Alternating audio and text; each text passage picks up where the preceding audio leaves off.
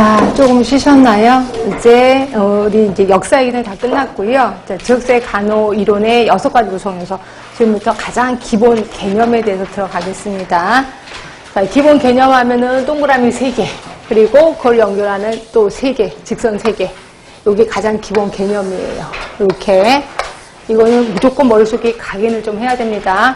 이런 거를 뭐 유치하게 물어보는 질문은 없는데 요거를 바탕으로 여러 가지 문제가 좀 나올 겁니다. 자, 이거는 지역사회 간호 대상.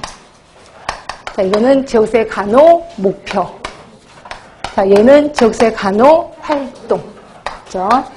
자, 대상과 목표를 연결하는 게 기능 연속 지표. 기능 연속 지표. 그리고 활동과 목표를 연결하는 게 수단. 그리고 대상과 활동을 연결하는 게 간호 과정 있습니다. 무조건 외워두셔야 돼. 이게 어떤 식으로 문제가 나올지도 모릅니다. 자, 이 중에서 지역사회 간호 대상은 지역사회라고 보시면 돼요. 그러면 지역사회가 도대체 뭔데? 너무 추상적인데 이제부터 지역사회에 대해서 들어가겠습니다. 자, 지역사회 개념 3가지를 맞으면 지역사회다라고 표현했고요. 3가지가 뭐였었냐면, 자, 잦은 상호작용. 자, 또 하나가 공통된 문화. 공통된 문화. 그다음에 또 하나가 지리적 경계. 제한된 지리적 경계. 네, 요게 개념, 지역사회예요. 그리고 요 3개가 맞으면 그냥 지역사회. 여기도 지역사회 일종의.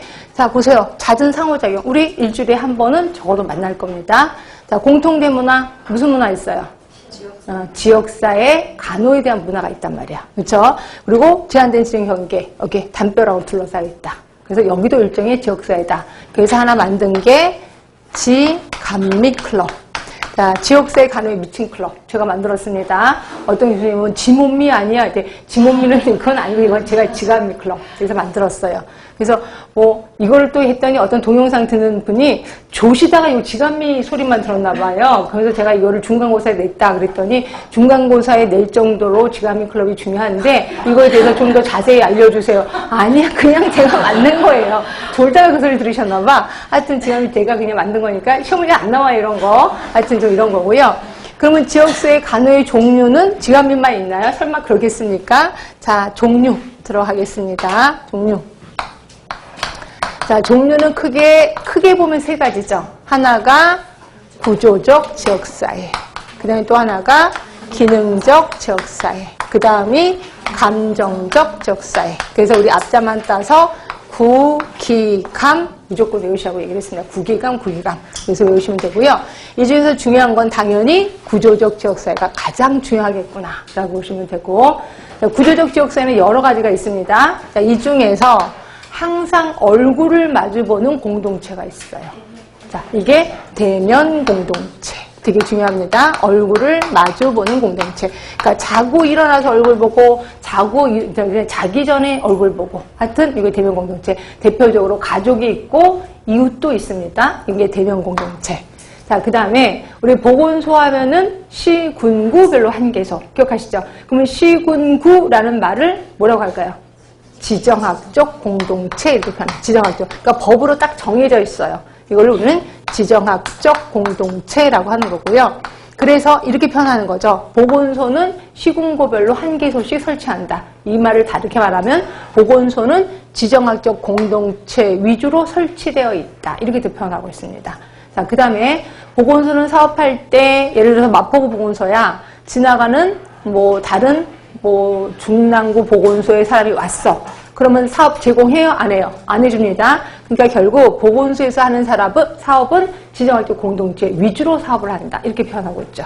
그럼 보건소가 지정학적 공동체예요? 그건 아니죠. 그럼 보건소는 어디에 속해요? 조직에 속해요. 왜냐하면 하나의 목표가 있고 거의 구성원들로 이루어져 있고 그래서 조직에 속합니다. 헷갈리시면 안 돼. 보건소는 조직에 속하지만 보건소에서 하는 사업은 지정학적 공동체 위주로 사업을 한다. 이걸 슬쩍 보건소는 지정학적 공동체에 속한다는 틀린 거다. 이렇게 보시면 돼요. 하여튼 이렇게 있고. 자, 그 다음에 이거는 뭐 시험 문제도 좀 자주 나오는 건데 한강이 있어. 한강에 누가 오염물질을 버렸어. 그럼 한강 근처에 사는 사람들은 그 오염물질에 다 노출이 되죠. 이거를 우리 무슨 공동체라고 해요? 생태학적 문제의 공동체 이렇게 표현해요. 생태학이라는 거는 환경이라고 생각하시면 돼요. 그래서 생태학적 문제의 공동체라고 하는 거죠. 그러면 이러한 생태학적 문제가 있으면 이걸 해결해 줘야 되겠죠. 그러면 이거를 뭐라고 해? 문제 해결 공동체 이렇게 표현해요. 문제 해결 공동체. 그래서 얘네 두 개는 짝을 져서 외우시는 게 좋습니다. 시험 문제는 얘도 시험 문제 꽤나 많이 나왔고, 지정학적 공동체 얘도 시험 문제 나왔고, 대면 공동체도 시험 문제 나왔고, 그래서 보시면 되고요. 자, 그 다음에 또 하나 있는데, 또 하나 뭐예요? 집합체라고 보시면 돼요. 집합체는 그냥 모여진 사람을 집합체라고 하는 거고요.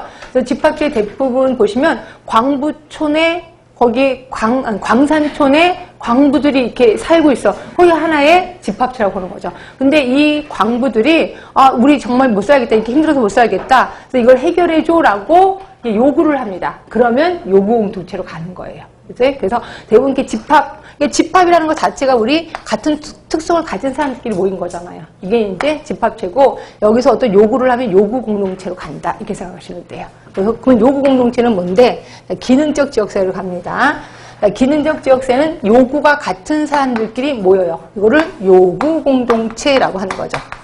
자, 우리나라 요구 공동체 꽤나 많은 거 아시죠? 촛불 시위 이런 것들도 요구 공동체가 될 수 있다라고 보시면 되고, 그러면 이 요구를 해결하기 위해서 자원으로 모인 거를 자원 공동체라고 하는 거예요. 자원 공동체.